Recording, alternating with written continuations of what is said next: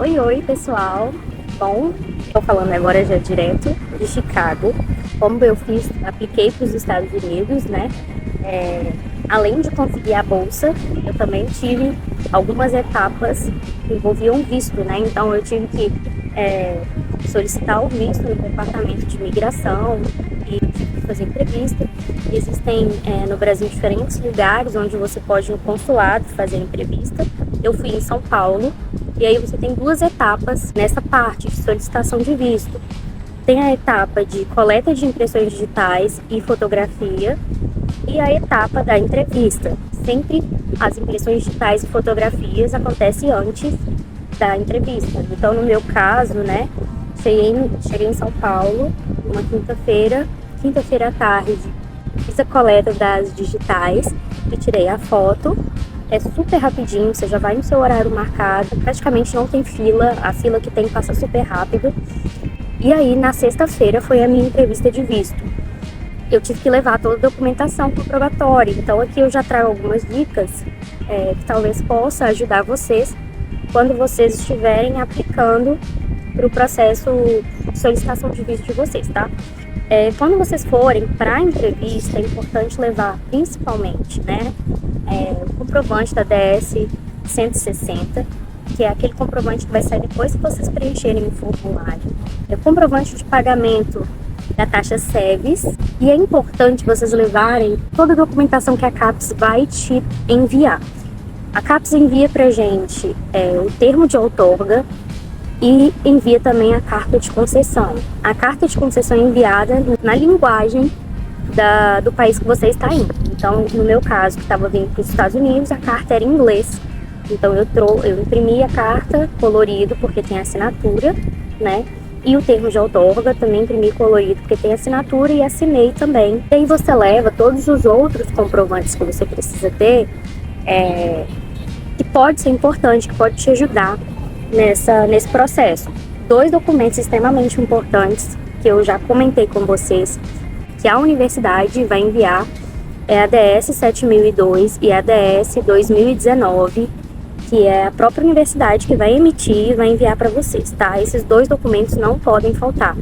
Inclusive, a DS 2019, ela vai ser assinada pelo cônsul que fizer a entrevista com vocês. Então, assim que ele conceder o visto, ele vai assinar e carimbar, e aí esse documento você vai precisar apresentar na imigração. Então, assim que você pisar nos Estados Unidos, você precisa passar por um guichê, onde vai ter uma breve entrevista, ele vai te perguntar algumas coisas, e aí esse documento é importante, tá? Conseguiu o visto está aprovado. Só a partir daí que você vai atrás das outras coisas, que inclui passagem de avião, estadia, tá? Antes disso, não é recomendável você fazer esse tipo de agendamentos para o caso do visto J, tá? Por quê? Porque se você já compra a passagem de avião, já deixa alugado o seu lugar que você vai ficar, indica que você não está dando valor ao processo de entrevista. Pode ser que seja negado, e aí? Entendeu? Então, não é visto com bons olhos que tudo já esteja agendado. O ideal é que vocês agendem tudo após ter o visto aprovado. Teve o visto aprovado? Aí sim você pode começar a ir atrás, pesquisar essas coisas. Antes você já pode dar uma pesquisada, mas fechar, você só vai fechar após a confirmação da aprovação do seu visto. Visto aprovado. O que acontece? O seu passaporte vai ficar no consulado, tá? E aí, antes de você marcar a sua entrevista, você escolhe a forma de recolher esse passaporte. Então você pode ou ir buscar lá no consulado ou receber em casa. No meu caso, como foi em São Paulo, eu moro em outro estado, no estado do Espírito Santo, e eu não sabia como as coisas iam acontecer, eu escolhi receber em casa. E aí eu tive que aguardar o passaporte passar pelo correio, enviado em CDF, até chegar na minha casa. E por que o passaporte fica com eles? Porque eles precisam emitir o visto do seu passaporte, que é um papel que vai indicar qual é o tipo de visto, por quanto tempo, qual é a universidade que você vai colocar toda a descrição do seu tipo de visto, tá? E é aquilo que comprova que o seu visto foi aprovado e que você está apto a entrar no país. Então, sem isso, sem o seu passaporte, não tem como você viajar, tá? Então, tem que aguardar que ele chegue. Aqui vai uma dica: adiantem o máximo possível, não esperem. Saiu a bolsa, entre em contato diretamente com o professor o mais rápido possível, tá? Comece a organização dos documentos. E principalmente, se você for para um país que precisa de visto, vai o mais rápido possível atrás desse professor para que a universidade já emita os documentos e assim você já consiga solicitar o visto, tá bom? Quanto antes vocês conseguirem adiantar isso, melhor. Até mesmo porque podem ocorrer atrasos imprevistos que podem atrasar toda a sua viagem, né? E de certa forma foi o que aconteceu comigo. Mas graças a Deus, apesar de ter atrasado um pouquinho, deu tudo certo no final. Eu tinha que chegar no máximo estourando até dia 15 de junho aqui em Chicago. Eu não poderia chegar depois disso, porque senão, se você chega após o 15º dia do início da sua bolsa, você pode ter 50% da mensalidade dela descontada na próxima remessa que você for receber.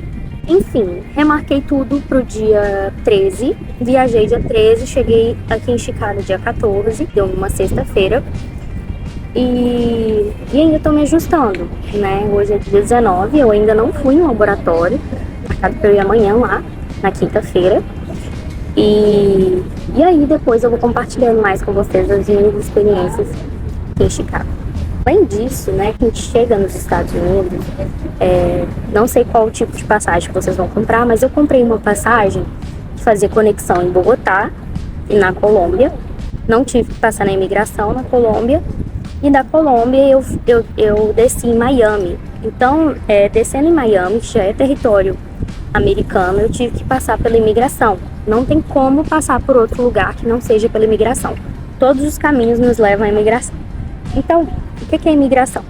Vai ter lá um agente americano que vai fazer perguntas básicas. Comigo, perguntou quanto de dinheiro eu estava levando em dólar.